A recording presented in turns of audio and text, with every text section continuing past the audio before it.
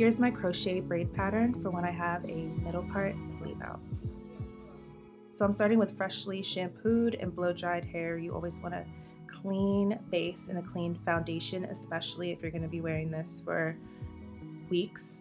Then I'm going to part down the middle so that way I can sculpt out my leave out. So it's going to be very, very thin, very super thin, because we're really only hiding strings from the crochet. It's not like we're hiding super thick wefts, so it doesn't take a lot of leave out to hide it. And I just put a comb there so I can see like how much, and that felt good to me, to be honest. So I'm just going to twist that away and then work on the other side, obviously keeping it super thin on the other side as well. Now I'm going to part away the leave out in the front, and this is what's going to help me be able to do a half up, half down, and also makes the crochet look much more natural. You don't have to leave any hair out on the sides, but if you do, this is how much I like to leave out. And then I'm just going to twist that away. I'm pretty consistent with the products I use, so I'm taking the Camille Rose butter gel, I love it, and then the Sacred Hair and Scalp Balm just to seal in that moisture.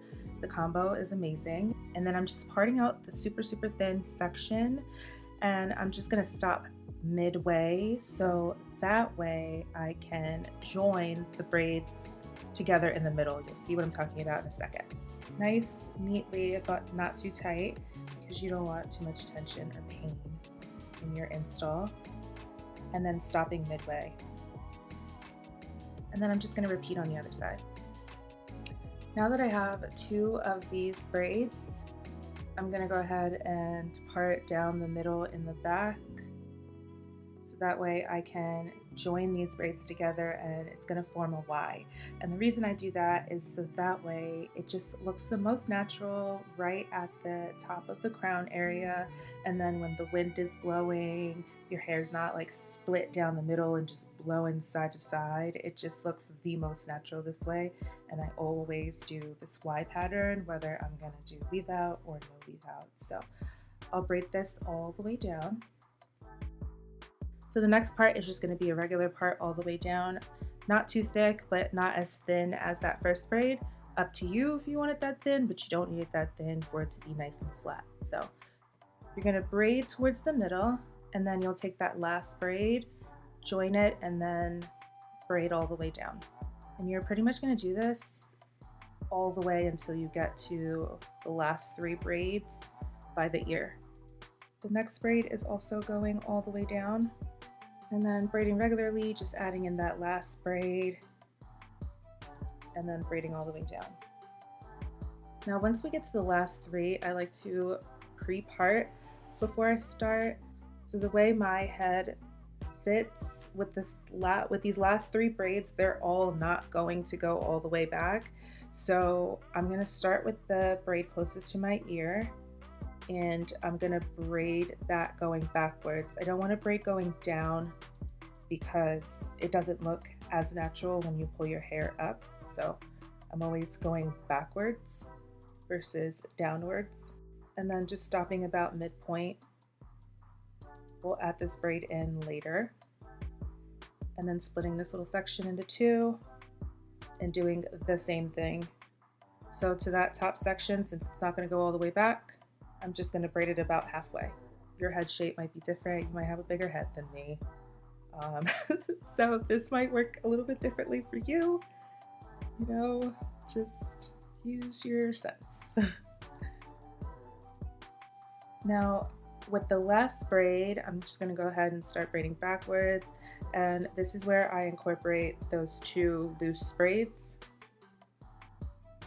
So we got the one by the ear, and then we got the one on top, and that's just going to form 1 braid. And then you can't forget that last braid. Incorporate that one too. At the end, you just want 1 single braid.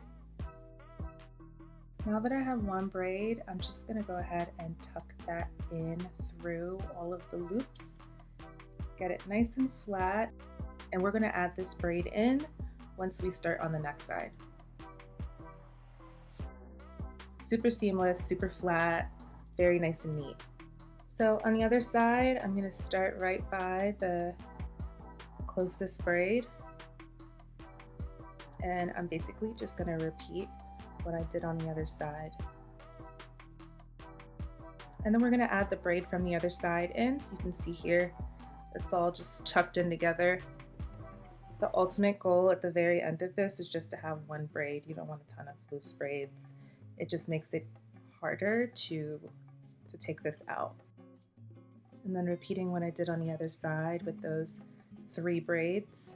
Now that I have one single braid, I'm going to do exactly what I did on the other side. I'm going to tuck it through those open loops. And the great part about it is that by the time I'm ready to take this out, the end is going to be really easy for me to access. I'm going to know exactly where to pull and grab this little tail from. And once I'm ready to take it out, I just unbraid. Starting from that last braid, I unbraid, and then the crochet pieces, they slide right out. So if you want to do a nice oil bath for your scalp and then do a takedown that way, like I said, these really just slip right on out, and that's why I'm able to reuse them. My curly hair I've reused 3 times and I'm absolutely going to reuse this hair. So yeah, this is how I do it. And it's super neat, super seamless, and not bulky. So before you do any install, again, you want to make sure you take care of your scalp because you want a nice, clean, healthy foundation, and then you're ready to do whatever style you please. So let me know what you think if you're going to try it, and I love you guys. Bye!